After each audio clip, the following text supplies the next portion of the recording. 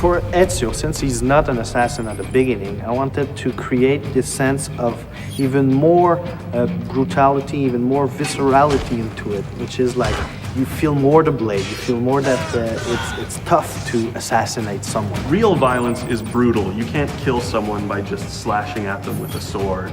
You know, when you kill someone, there's an effect. Your weapon reacts, you know, gets stuck in their bodies. You know, they react to you being hit. This is really one of the core concepts of combat. We wanted to just push it to the point where every time people see a move, they're like, well, you want to show your friends. So you bring them over and you say, look at this when you do it, and they're all like, oh my God. That's what we wanted to bring. Another thing we wanted is to make fight better, but also make it so that fight wasn't the only tool in the game. So in AC2, there will always be an option for escaping. You have to play smart. You can't always fight every fight because you're going to lose. So you have to pick and choose your battles. So there's going to be 3 guards archetypes in the game. The first one being the Brute. The Brute is going to be a huge challenge in terms of fighting. It's going to be strong.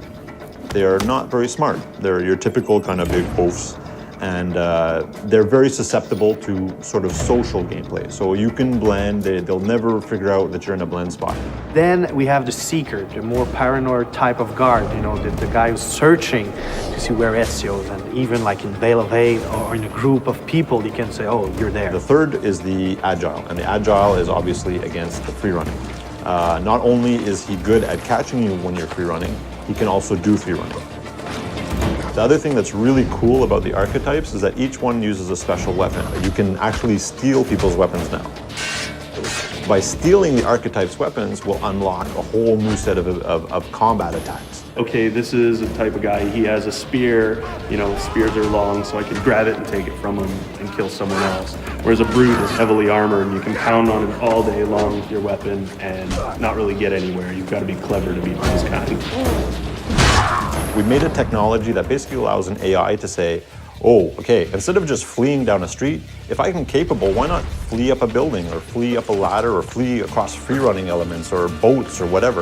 Instead of just having this sort of predictable path where you can see the guy taking off, now the player is going to have to adjust, and the AI will then counter adjust to what the player is doing. In AC2, we have a bunch of new weapon types. We have maces, two-handed weapons, axes and swords. Hammers, spears, halberds, different types of daggers, hidden blades, 2 hidden blades. These allow for a lot of interesting variety to the combat. In AC1, the only thing you could do in fight with the hidden blades was counter kills. There was nothing else. But this time around, it counts as a full weapon. You're going to want to be more visceral. You're going to want to attack. You're going to want to kill. You're more of a badass.